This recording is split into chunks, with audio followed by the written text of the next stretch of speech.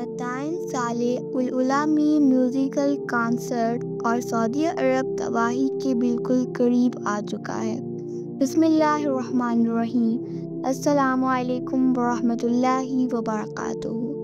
اس video کو آخر تک ضرور دیکھیے گا، آپ کی معلومات میں بہت اضافہ ہوگا۔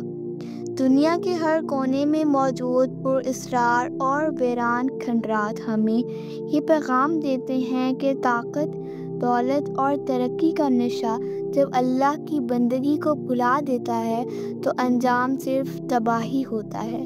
قرآن بار بار ہمیں ان قوموں کی یاد دلاتا ہے جنہوں نے رسولوں کو جھٹلایا، اللہ کے پیغام کو نظر انداز کیا اور آخرکار اللہ کے عذاب کا شکار ہو گئیں۔ یہ محض کہانیاں نہیں ہیں میرے پاکستانیوں، میرے دوستوں، بلکہ زندہ عبرتیں ہیں جنہیں عقل مند ہی سمجھ سکتا ہے۔ اللہ تعالیٰ نے ارشاد فرمایا کہ ہم نے تم سے پہلے کئی قوموں کو ہلاک کیا جنہوں نے ہمارے رسولوں کو جھٹلایا، اور ہم نے ان کے انجام کی داستانیں تمہارے لیے بیان کی تاکہ تم عبرت حاصل کرو۔ سعودی عرب کے ریگستانی صحرا میں ایک قدیم مقام ہے جہاں ماضی کی ایک نہایت ترقی یافتہ، طاقتور اور مغرور قوم نے کبھی زندگی گزاری تھی۔ آج اسے العلا اور مدائن صالح کے نام سے جانا جاتا ہے، جو مدینہ منورہ کے شمال مشرق میں تقریباً 300 کلومیٹر کے فاصلے پر واقع ہے۔ اس تاریخی مقام کی عمر 5000 سال سے بھی زیادہ ہے۔ یہ وہی جگہ ہے جس کا ذکر قرآن میں مدائن صالح کے نام سے آیا ہے، جہاں قوم سمود آباد تھی۔ یہ لوگ غیر معمولی جسمانی طاقت اور حیرت انگیز تعمیراتی مہارت کے مالک تھے۔ کہا جاتا ہے کہ ان کا قد و قامت بہت بلند تھا، ان پر بیماریوں کا اثر نہیں ہوتا تھا، اور طویل عمر کے باوجود وہ چاق و چوبند رہتے تھے۔ انہوں نے پہاڑوں کو تراش کر اپنے گھر اور محل بنائے، ان کی دولت بے حساب تھی، لیکن ان تمام نعمتوں کے باوجود یہ لوگ غرور اور تکبر میں حد سے گزر گئے۔ انہوں نے اپنے ہاتھوں سے تراشے ہوئے بتوں کو پوجنا شروع کر دیا اور اللہ کو بھول بیٹھے۔ اللہ تعالیٰ نے ان کی ہدایت کے لیے حضرت صالح علیہ السلام کو نبی بنا کر بھیجا۔ انہوں نے انہیں توحید کا پیغام دیا اور شرک سے باز آنے کی تلقین کی، مگر کیا ہوا؟ قوم سمود نے نہ صرف انکار کیا بلکہ ان کا مذاق بھی اڑایا۔ انہوں نے مطالبہ کیا کہ اگر واقعی تم اللہ کے رسول ہو تو پہاڑ سے ایک اونٹنی نکالو جو فوراً پیدا ہو، بچہ دے، بڑی ہو اور دودھ بھی دے۔ حضرت صالح علیہ السلام نے اللہ سے دعا کی اور اللہ نے ان کا معجزہ ظاہر کر دیا۔ ایک عظیم اونٹنی ایک چٹان سے نکل کر ان کے سامنے آ گئی۔ حضرت صالح علیہ السلام نے قوم کو خبردار کیا کہ یہ اونٹنی اللہ کی نشانی ہے، اسے نقصان نہ پہنچانا ورنہ سخت عذاب نازل ہوگا۔ ایک دن اونٹنی پانی پیتی تھی اور اگلے دن پوری قوم کے لیے پانی مہیا ہوتا تھا۔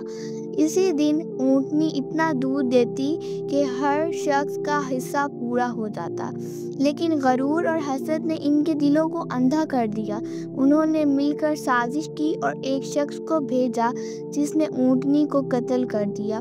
حضرت صالح علیہ السلام نے انہیں صاف الفاظ میں وارننگ دی کہ تمہارے پاس صرف 3 دن باقی ہیں، اس کے بعد اللہ کا عذاب تم پر ٹوٹ پڑے گا۔ ٹھیک تیسرے دن اچانک ایک ہولناک آواز نے پوری بستی کو ہلاک کر دیا۔ ایک زبردست زلزلے اور خوفناک چیخ نے سب کچھ تباہ و برباد کر دیا۔ سائنسدانوں کے مطابق بعض قدرتی آفات جیسے آتش فشاں پہاڑ کے پھٹنے سے پیدا ہونے والی آواز بہت زیادہ شدت رکھتی ہے۔ مدائن صالح کے قریب واقع علاقے کو حرات خیبر کہا جاتا ہے، جس میں لاوے سے بنے ہوئے پہاڑ موجود ہیں۔ یہ پہاڑ آتش فشانی سرگرمیوں کے گواہ رہ چکے ہیں۔ ان پہاڑوں کی ساخت بھی کچھ عجیب و غریب ہے۔ اگر دوبارہ یہ ایکٹیو ہو جائیں تو ویسے ہی آتش فشانی، لاوا اور زلزلے دوبارہ آ سکتے ہیں۔ صحیح مسلم کی روایت ہے کہ جب نبی کریم صلی اللہ علیہ وآلہ وسلم غزوہ تبوک کے موقع پر مدائن صالح کے قریب سے گزرے تو صحابہ کرام نے وہاں سٹے کرنا چاہا، مگر آپ نے صحابہ کو تاکید کی کہ اس جگہ سے عبرت حاصل کرو اور یہاں کھانے پینے سے پرہیز کرو۔ مگر آج اسی جگہ پر جو کبھی عذاب کا منظر پیش کر چکی ہے، عجیب منظر دکھائی دیتے ہیں۔ سعودی عرب میں 2023 کے تحت اس علاقے کو ایک تفریحی مقام میں بدل دیا گیا ہے۔ العلا میں ایئرپورٹ، ہوٹل اور تفریحی مراکز بن چکے ہیں۔ یہاں میوزک کنسرٹ اور غیر شرعی تقریبات منعقد ہو رہی ہیں، وہ بھی ان دنوں میں جب دنیا بھر کے مسلمان فلسطین میں مظالم پر احتجاج کر رہے ہیں۔ سب سے افسوسناک بات یہ ہے کہ اس مقام پر غیر مسلم تو شاید لا علمی میں آتے ہیں، مگر مسلمان جو آتے ہیں انہیں معلوم ہے کہ یہ جگہ اللہ کے عذاب کی گواہ ہے، اور وہ یہاں انٹرٹینمنٹ کے لیے جمع ہوتے ہیں، جس جگہ سے نبی کریم صلی اللہ علیہ وآلہ وسلم نے جلدی نکلنے کا حکم دیا تھا۔ آج وہاں لائٹنگ ہو رہی ہے، میوزک ہو رہا ہے اور ناچ گانے کی محفلیں سج رہی ہیں۔ ایسا لگتا ہے جیسے کچھ لوگ اللہ کے ساتھ عملی طور پر بغاوت پر اتر آئے ہوں۔ یہ جگہ اب سیاحوں کے لیے تصویریں لینے، سیلفیاں بنانے کا مقام بن چکی ہے۔ کیا یہ وہی جگہ نہیں ہے جہاں نبی کریم صلی اللہ علیہ وآلہ وسلم نے رکنے سے منع فرمایا تھا؟ میرے آپ سے سوال ہے، کیا ہم دوبارہ اسی آواز کو دعوت نہیں دے رہے؟ اللہ سے دعا ہے کہ وہ ہمیں بصیرت عطا فرمائے، دلوں کو نرم کرے اور ہمیں اسی راستے پر چلنے کی توفیق دے جو اس کی رضا کی طرف جاتا ہے۔